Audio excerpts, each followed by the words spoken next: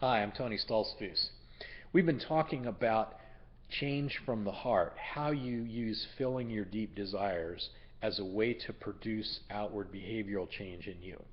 And what I want to talk about today, we've been discussing praying your desire, but how do you figure out what those desires are in the first place?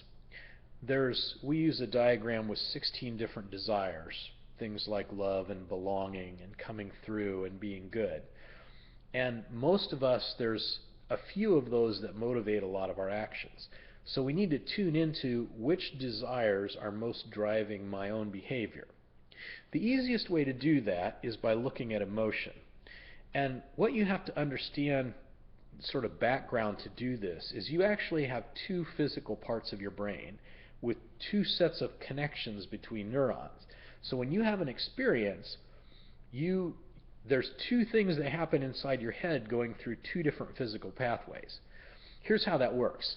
For instance, let's say you're watching TV and all of a sudden an image of a bear attacking jumps up on the screen. Now, most of us are going to have some kind of reaction to that. Maybe we jump, maybe our eyes get bigger. Maybe adrenaline starts going through our system.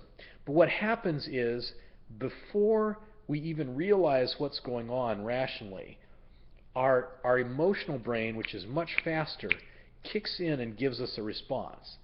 And what our emotional brain does is it looks back in the past to a similar situation or memory, and it looks at the feelings we had there and says, oh, this situation is similar, so I'm going to give you the same feelings and responses you had back then. So if you were scared by an animal in the past or hurt by an animal, you might get a bigger reaction than if you've always had animals as pets and you're comfortable with them, because your past emotion and experience is going to feed into what your emotional brain gives you in the moment. Now, a few seconds later, your rational brain has gone through the process of figuring out, and it tells you, okay, the animal's just on the screen, it's not going to come out of the screen and hurt you, you're okay. And then you talk yourself down and the emotion goes away. But that's a good example of the two different processes going through two different parts of your brain. So when we're looking for desires, I want to go down through the emotional brain and not the rational brain. And here's why. Our rational brains have these filters. We have these ideas of how we're supposed to respond and what's the good Christian thing to do and what's socially acceptable. And so our rational brain takes our natural response, or the thing that's in our heart, and it folds and manipulates it and gives a response that's different than what would naturally come out of us.